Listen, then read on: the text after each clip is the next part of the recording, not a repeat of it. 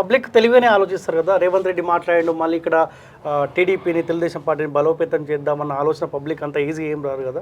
వచ్చింది, చాలా మందికి వచ్చింది. ఎందుకంటే మనమంటే ఇప్పుడు జూనియర్స్ కానీ మనకంటే పెద్దవాళ్ళు సీనియర్స్ వాళ్ళందరూ కూడా ఇప్పుడు ఆలోచిస్తున్నారు, ఆలోచనలో పడ్డారు. ఇదేంది ఈయన మళ్ళీ బీఆర్ఎస్ని భూస్థాపితం చేయాలి అని అంటే వేరు, కానీ టీడీపీని అటాచ్ చేసి చెప్తున్నారు ఇక్కడ. టీడీపీ పార్టీని బొందబెట్టిన బీఆర్ఎస్ పార్టీని మనం బొందబెట్టాలి, వీళ్ళ దిమ్మెల్ని కూల్చాలి, వీళ్ళ జెండాలు కూలగొట్టాలి అని అంటున్నప్పుడు అంటే అక్కడ బీఆర్ఎస్ని భూస్థాపితం చేసి నువ్వు ఇక్కడ మళ్ళీ ఎగిసిపడాలి, వాళ్ళ జెండా ఎగరాలి ఇక్కడని మీరు ప్రోత్సహిస్తున్నట్టే కదా.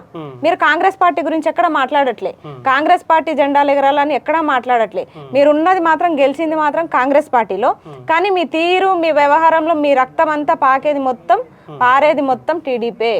మీ నరాల్లో టీడీపీ ఉంది, టీడీపీ విశ్వాసమే కనిపిస్తుంది. మీ గురువు చంద్రబాబు అయినప్పుడు చంద్రబాబుని మరి ఇక్కడ ప్రధానమంత్రిని చేద్దాం అనుకుంటున్నారా? అన్ని రాష్ట్రాల్లో ఈ టీడీపీ జెండాలు ఎగరేసి మీరు ఏం చేద్దాం అనుకుంటున్నారు? ఓకే.